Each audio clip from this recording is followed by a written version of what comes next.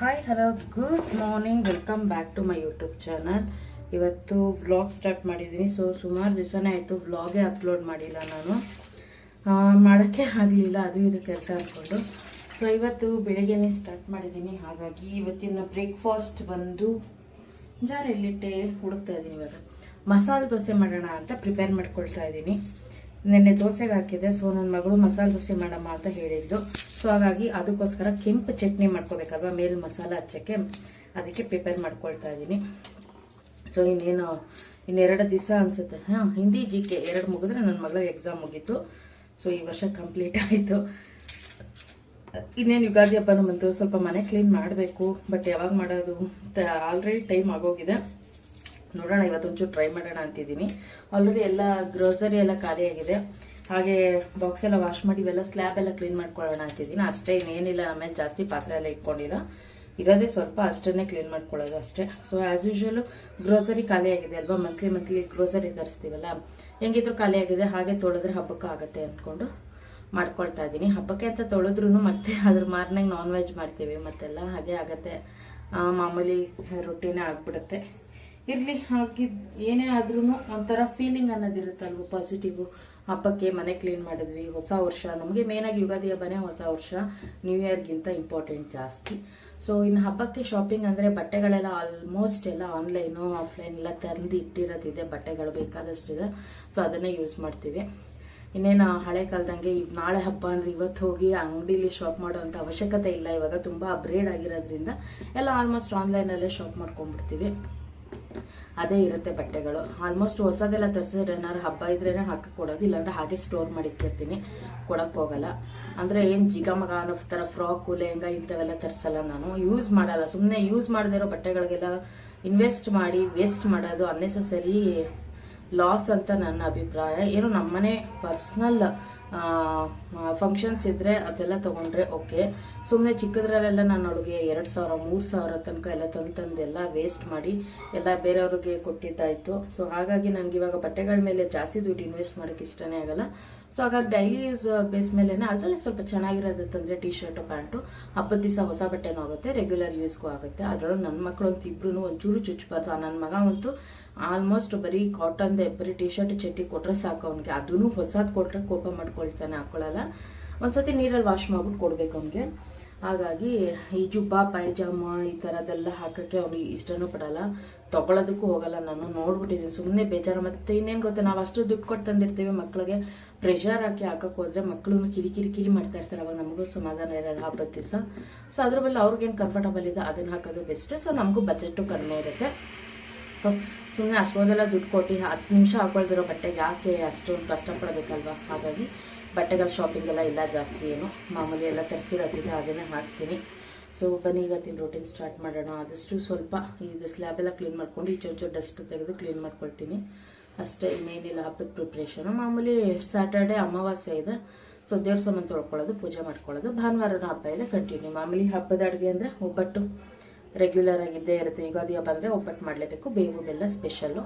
ಮತ್ತೆ ಈ ಸತಿ ಹೊಸದಾಡ್ಕೊಬಂದು ನಾನ್ ವೆಜ್ ಹಬ್ಬ ಮೇನ್ ನಮಗೆ. ಅದೂ ಕೂಡ ಒಬ್ಬಟ್ಟು ಎಷ್ಟು ಇಂಪಾರ್ಟೆಂಟು, ನಾನ್ ವೆಜ್ಜು ಅಷ್ಟೇ ಇಂಪಾರ್ಟೆಂಟು. ಮಂಡೇ ಬಿದ್ದಿದೆ, ರಂಜಾನ್ ಇದೆ, ಆಕ್ಚುಲಿ ರಜಾನೂ ಇದೆ. ಬಟ್ ಆದರೆ ನಾವು ಮಂಡೇ ಬಿದ್ದಿರೋದ್ರಿಂದ ಮಾಡಲ್ಲ, ಯಾರು ಮಾಡಲ್ಲ ಪಾಪ. ಟ್ಯೂಸ್ಡೇನೇ ಮಾಡೋದು. ಆದರೆ ಏನು ಮಾಡೋದು, ರಂಜಾನ್ ಟ್ಯೂಸ್ಡೇ ಬಿದ್ದಿದ್ರೆ ರಜಾ ಸಿಕ್ತಿತ್ತು ಮನೇಲಿ, ಎಲ್ಲರಿಗೂ ಮನೇಲಿ ಆರಾಮಾಗಿ ಊಟ ಮಾಡ್ಬೋದಾಗಿತ್ತು. ಇಟ್ಸ್ ಓಕೆ, ಮಂಗಳವಾರ ಮಾಡ್ತೀನಿ. ಬಟ್ ಮಕ್ಳಿಗೆಲ್ಲ ರಜೆ ಇರುತ್ತೆ, ನಿಧಾನಕ್ಕೆ ತಿಂತಾರೆ ಮಕ್ಕಳು ಮನೇಲಿ ಇಟ್ಕೊಂಡು. ಅದೊಂದು ಬೆನಿಫಿಟ್ ಈ ಸತಿ. ಯಜಮಾನ್ರು ಮಾಮೂಲಿ ಡ್ಯೂಟಿ ಮಾಡ್ಕೊಂಬಂದು ತಿನ್ಬೇಕಷ್ಟೇ. ಅದೇನಾಗುತ್ತೆ ಅಂದರೆ non veg almost night time ತಿಂದರೆ ಅಷ್ಟು ಡೈಜೆಷನ್ ಎಲ್ಲ ಕಂಫರ್ಟಬಲ್ ಇರಲ್ಲ. ರಜೆ ಇದ್ರೆ ಮಧ್ಯಾಹ್ನ ನೀಟಾಗಿ ಹೊಟ್ಟೆ ತುಂಬ ಊಟ ಮಾಡಿದ್ರೆ ರಾತ್ರಿ ಲೈಟಾಗಿ ತಿನ್ಬೋದು. ಇಲ್ಲ ಅಂದರೆ ಹಾಗೆ ಮಲ್ಕೊಳ್ತಾರೆ, ಒಂಚೂರು ರಸಮನ್ನ ಏನಾದ್ರು ತಿನ್ಕೊಂಡು. ರಜೆ ಇಲ್ದಿರೋ ಕಾರಣ ಏನು ಮಾಡೋಕ್ಕಾಗಲ್ಲ. ಸೋಮವಾರ ರಜಾ ಇದೆ, ಗೌರ್ಮೆಂಟ್ ಹಾಲಿಡೇ ರಂಜಾನ್ದು. ಬಟ್ ಅವಾಗ ನಾವು ಹೊಸದಡ್ಗೂ ಮಾಡಲ್ಲ. ಸೋಮವಾರ ಯೂಶಲಿ ಯಾರು ಮಾಡಲ್ಲ. ಮಂಡೇಗೆ ಶಿಫ್ಟ್ ಆಗಿದೆ. ಓಕೆ, ಒಬ್ಬಟ್ಟು ಈ ಸತಿ ಖಾಲಿ ಮಾಡ್ಕೊಳ್ಳೋಣ ಅಂತ. ಬನ್ನಿ ಇವತ್ತಿನ ರೊಟೀನ್ ಹೇಗೆ ಹೋಗುತ್ತೆ ಅಂತ ನೋಡೋಣ. ಗಜಿ ಬಿಜಿ ಆಗಿದೆ ಆಲ್ರೆಡಿ. ಕಿಚನ್ ಎಲ್ಲ ಸರಿ ಮಾಡ್ಕೊಳ್ಬೇಕು. ಬೆಳಿಗ್ಗೆನೆ ವಾಕೆಲ್ಲ ಮುಗಿಸ್ಕೊಂಡು ಬಂದು ಒಂದೆರಡು ರೀಲ್ಸ್ ಮಾಡಿ ಇವಾಗ ಕಿಚನ್ಗೆ ಬಂದಿದ್ದೀನಿ. ನನಗೆ ಬೆಳಿಗ್ಗೆನೇ ರೀಲ್ಸ್ ಮಾಡ್ಬೇಕಿಲ್ಲ, ನಮ್ಮ ಮನೆಯವ್ರು ಸಿಗೋದೇ ಇಲ್ಲ ಕಾಮಿಡಿ ರೀಲ್ಸ್ಗಳು ಮಾಡೋಕ್ಕೆ. ಇಲ್ಲಾಂದರೆ ಸಂಜೆ ಮಾಡಬೇಕು. ಸಂಜೆ ಅವ್ರಿಗೆ ತುಂಬ ಟಯರ್ಡ್ ಆಗಿದ್ರೆ ಕೋಆಪ್ರೇಟ್ ಮಾಡಲ್ಲ. ಅವ್ರ ಮೂಡಿಗೆ ತಕ್ಕನಾಗ ನಾನು ರೆಡಿ ಆಗಬೇಕು. ಬಟ್ ನಾನು ಯಾವಾಗಲೂ ರೆಡಿ ಇರಬೇಕು, ಅವ್ರು ಮಾತ್ರ ಅವ್ರ ಕಂಫರ್ಟಬಲ್ಗೆ ಅವ್ರು ರೆಡಿ ಆಗೋದು. ಸೊ ಅದೇ ಮೇಜರ್ ಪ್ರಾಬ್ಲಮ್ಮು. ಹಾಗಾಗಿ ಬೆಳಿಗ್ಗೆನೇ ಕಾಮಿಡಿ ಸೀನ್ ಮಾಡಿದ್ದೆ. ಕಾಮಿಡಿ ಸೀನು ರೀಲ್ಸ್ ಏನಂತಾರೆ ಏನೋ ಒಂದು ಬಿಡಿ. ಓಕೆ, ಮನೆ ಕಂಟಿನ್ಯೂ ಮಾಡೋಣ. ಸೊ ಇವಾಗ ನಾವು ಕೆಂಪು ಚಟ್ನಿ ಮಸಾಲೆ ರೆಡಿ ಮಾಡ್ಕೊಳ್ಳೋಕ್ಕೆ ಒಂದು 4-5 ಬ್ಯಾಡ್ಗೆ ಮೆಣಸಿನ್ಕಾಯಿ ಹಾಕ್ಕೊಂಡಿದ್ದೀನಿ. ಮತ್ತು 2 ಗಡ್ಡೆ ಅಷ್ಟು ಬೆಳ್ಳುಳ್ಳಿ ಹಾಕ್ಕೊಂಡಿದ್ದೀನಿ. ಬೆಳ್ಳುಳ್ಳಿ ಗಡ್ಡೆಯನ್ನು ಟೇಸ್ಟ್ ಕೊಡೋದು. ಇದಕ್ಕೆ ಬಂದು ಒಂದು ಸ್ವಲ್ಪ ಚಕ್ಕೆ ಮತ್ತು 2 ಲವಂಗ ಹಾಕ್ಕೊಂಡಿದ್ದೀನಿ. ಇದಕ್ಕೆ ಸ್ವಲ್ಪ ಉಪ್ಪು ಹಾಕೊಳ್ಳೋಣ. ಸ್ವಲ್ಪ ಉಪ್ಪನ್ನು ಸೇರಿಸ್ಕೊಂಡು ರುಬ್ಕೊಂಡ್ರೆ ಆಯಿತು. ಇದಿಷ್ಟೇ ನಾನು ಮಾಡೋದು ಕೆಂಪು ಚಟ್ನಿಗೆ. ಸ್ವಲ್ಪ ಜೀರಿಗೆ ಹಾಕೋಬೇಕು. ಜೀರಿಗೆ ಖಾಲಿಯಾಗಿದೆ ನಮ್ಮ ಮನೇಲಿ, ಹಾಗಾಗಿ ಹೀಗೆ ರುಬ್ಕೊಳ್ತೀನಿ. ಸೊ ಇಲ್ಲಿ ದೋಸೆ ಬ್ಯಾಟರ್ ರೆಡಿ ಆಗಿದೆ. ಈ ದೋಸೆ ಬ್ಯಾಟರ್ಗೆ ಬಂದು ಮಾಮೂಲಿ ದೋಸೆ ಹಿಟ್ಟಿಗೆ ಬಂದು 1-2 ಸ್ಪೂನ್ ಅಷ್ಟು ಅಕ್ಕಿ ಹಿಟ್ಟು ಮತ್ತು 1 ಸ್ಪೂನ್ ಅಷ್ಟು ಮೈದಾ ಹಿಟ್ಟನ್ನು ನೀರಲ್ಲಿ ಕಲಕ್ಬಿಟ್ಟು ಇದ್ರೊಳಗೆ ಹಾಕ್ಕೊಳ್ಳಿ. ಯಾಕೆ ಅಂದರೆ ಇದರಲ್ಲಿ ಹಂಗೆ ಹಾಕಿ ಮಿಕ್ಸ್ ಮಾಡಿದ್ರೆ ಗಂಟಾಗುತ್ತೆ. ಅಷ್ಟೇ ಮಸಾಲೆ ದೋಸೆಗೆ ಟಿಪ್ಸು. ಕಡಲೆಬೇಳೆ ಎಲ್ಲ ಹಾಕಿ ರುಬ್ಕೊಂಡಿರ್ತೀವಲ್ವ ನಾವು, ಕಡಲೆಬೇಳೆ ಎಲ್ಲ ಹಾಕಿ, ಹಾಗಾಗಿ ಅದಷ್ಟು ಆ್ಯಡ್ ಮಾಡ್ಕೊಂಡ್ರೆ ಆಯಿತು. ಇದಕ್ಕೆ ಕೆಲವರು ಈರುಳ್ಳಿನೂ ಹಾಕಿ ರುಬ್ಕೊಳ್ತಾರೆ ಕೆಂಪು ಖಾರಕ್ಕೆ, ಬಟ್ ನಾನು ಹಾಗೆ ಮಾಡ್ಕೊಳ್ತೀನಿ. ಹೇಗಿದ್ದು ಗ್ರೈಂಡ್ ಮಾಡ್ಕೊಳ್ತೀನಿ ರೀ. ಏನವ ಅದು ಲಾಲಿಪಾಪ್ ತೊಗೊಂಬಂದೆ? ಮತ್ತೆ ರಾತ್ರಿ ತಿಂದಿದ್ದಲ್ದೆ? ಸೊ ನೋಡಿ ರೆಡಿ ಆಯಿತು ಕೆಂಪು ಚಟ್ನಿ ಮಸಾಲೆ ದೋಸೆಗೆ ಹಾಕುವಂಥದ್ದು. ಇವಾಗ ದೋಸೆ ಮಾಡೋಕ್ಕೆ ಹಂಚು ಕಾಯಿಸಿಟ್ಕೊಂಡಿದ್ದೀನಿ. ಚೆನ್ನಾಗಿ ಹಂಚು ಕಾಯಬೇಕು. ಚೆನ್ನಾಗಿ ಕಾದ್ಮೇಲೆ ದೋಸೆ ಹಾಕೋಣ. ಒಂದಷ್ಟು ಎಣ್ಣೆ ಎಲ್ಲ ಬಿಟ್ಟು ತುಂಬ ಚೆನ್ನಾಗಿರುತ್ತೆ ಮಸಾಲೆ ದೋಸೆ. ನನ್ನ ಮಗನಿಗೆ ಒಂಚೂರು ಹಾಕ್ತೀನಿ ಅಷ್ಟೇ. ಅದು ಚಟ್ನಿ ಜಾಸ್ತಿ ಖಾರ ಆದರೆ ಅವ್ನು ತಿನ್ನಲ್ಲ, ಹಾಗಾಗಿ ಒಂದು ಸ್ವಲ್ಪ ಹಾಕ್ತೀನಿ. ಆವಾಗ ರುಚಿಯಾಗಿರುತ್ತೆ, ತಿಂತಾರೆ. ಸೊ ಇಲ್ಲಿ ಆಲೂಗಡ್ಡೆ ಬೇಯಿಸಿ ಇಟ್ಕೊಂಡಿದ್ದೀನಿ. ಇದು ಸ್ಮ್ಯಾಶ್ ಮಾಡಿ ಪಲ್ಯ ಮಾಡಬೇಕು.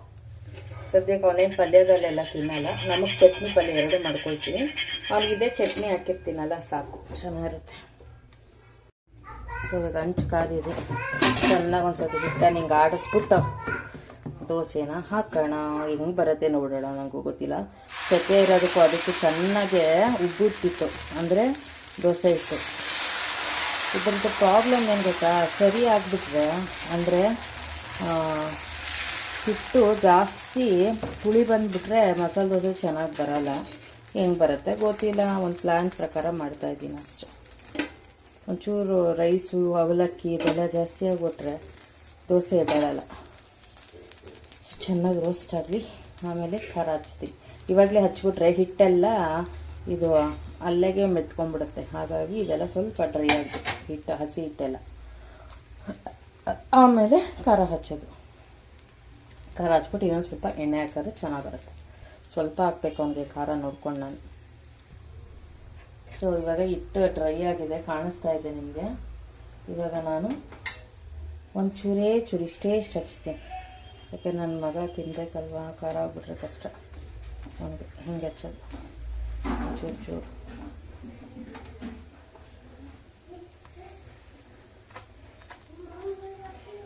ಮಕ್ಕಳಿಗೆ ತಿಂಡಿ ಅಡುಗೆ ಮಾಡೋದೇ ಭಾರಿ ಕಷ್ಟ.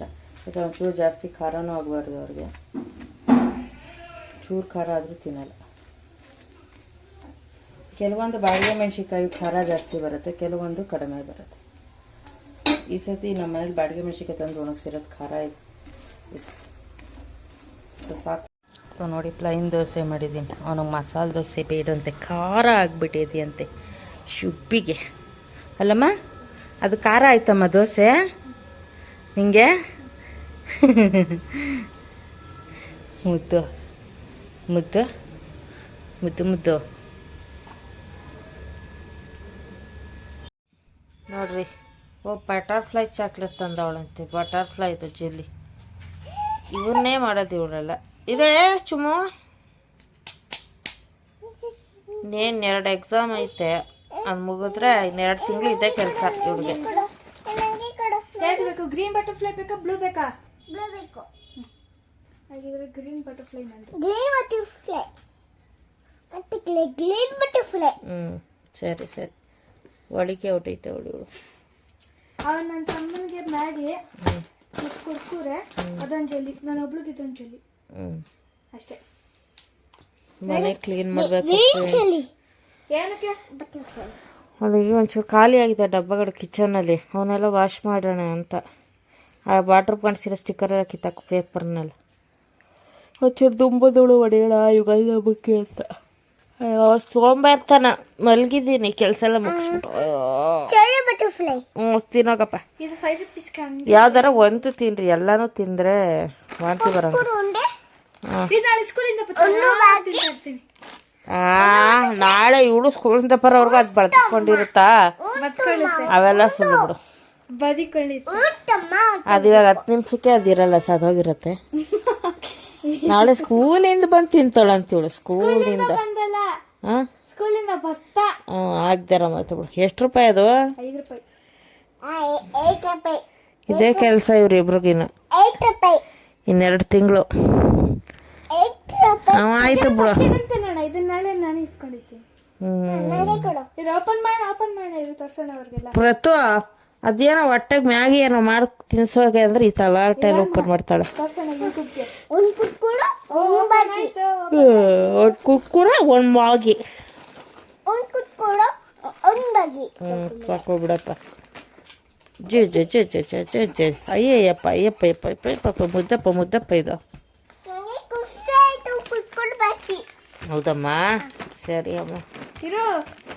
ಏನು ಮಾಡಿದೆ ನಾನು? ಇರು ಅಂದ್ರೆ ಓಪನ್ ಮಾಡಕ್ ಬರ್ತಾ ಇಲ್ಲ ಅವಳಿಗೆ. ಇಷ್ಟು ಓಪನ್ ಮಾಡಕ್ಕಾಗಿತ್ತು ನೋಡಿ ಫ್ರೆಂಡ್ಸ್.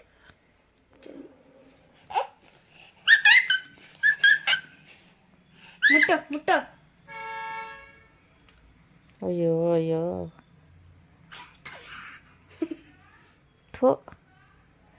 ಅಯ್ಯೋ ಎಷ್ಟಪ್ಪನ ಯಾಕೆ ಹಾಕ್ದೆ ಅವನಿಗೆ?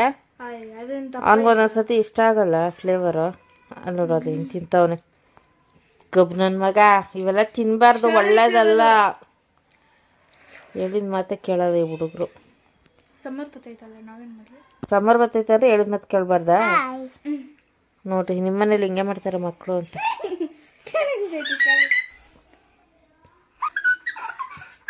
ಗ್ರೀನ್ ತಿಂತೀಯಾ?